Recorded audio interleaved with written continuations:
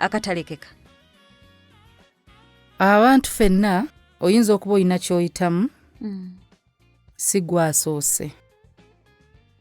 Nga si mu bubi nti oba si gwe asoose mu ngeri embi, naye mu Bible mulimu abantu abayita mu bintu bingi. Era bw'ofunanga obudde ng'olina ky'oyitamu soma ku Bible. Waliwo omusajja ayitibwa Elijah nabbi. Ayitibwa Elijah. Elijah yatuukako mu kiseera wadde yawangula olutalo ffenna lwe twogera olwa Jezebel, bannabbi ba Jezebel naye yennyini. Olwo olutalo ffenna tusanyukira Elijah. Naye olutalo we lwaggwa, he went into depression ng'agamba ye yasigalidde. N'Abayudaaya yennyini baali kumpi tebali ku ludda lwe. Ne yeekweka n'okwekweka.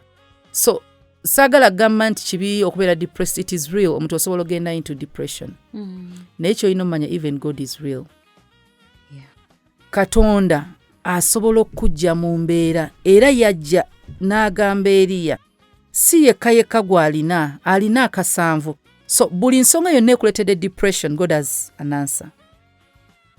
Eriya ekyamuleetera depression kulowooza nti yasigalidde yekka, talinawo muntu mulala.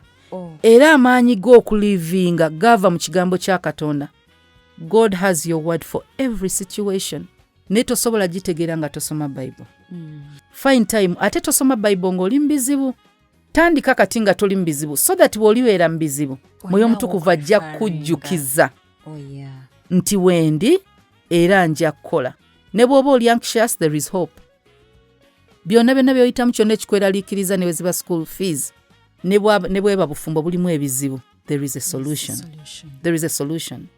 So guma, Mukama akikuyiseemu. Si gwe asoose, have hope. Katonda waali. God is real. Ate buli nsonga ajja kukuyisaamu. You're not alone.